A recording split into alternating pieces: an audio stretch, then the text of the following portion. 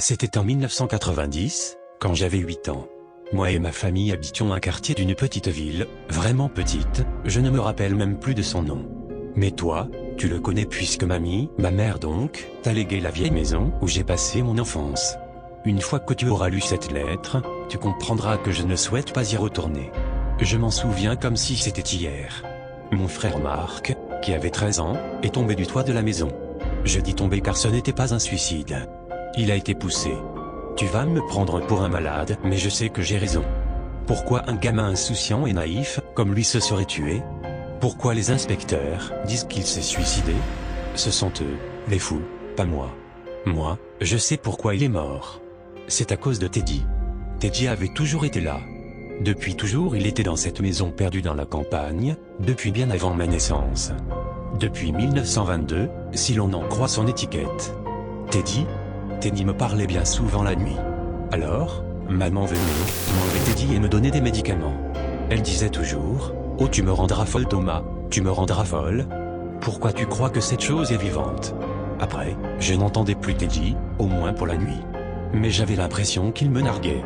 Il était posé sur mon étagère et la fascination que j'avais pour cette petite chose se mêlait à un dégoût pour son ignoble sourire.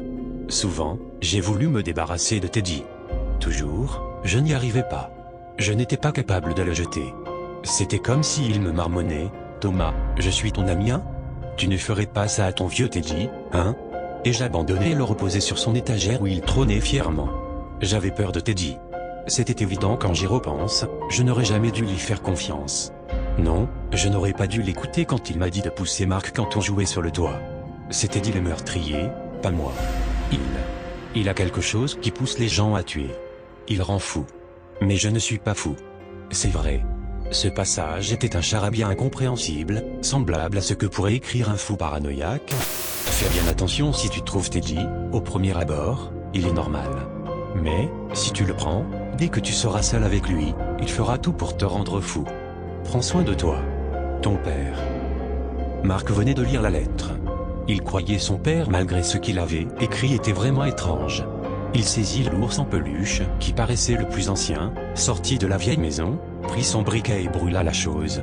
Mais sous le tas d'ours, il y avait un singe en peluche avec « 1922 » sur son étiquette.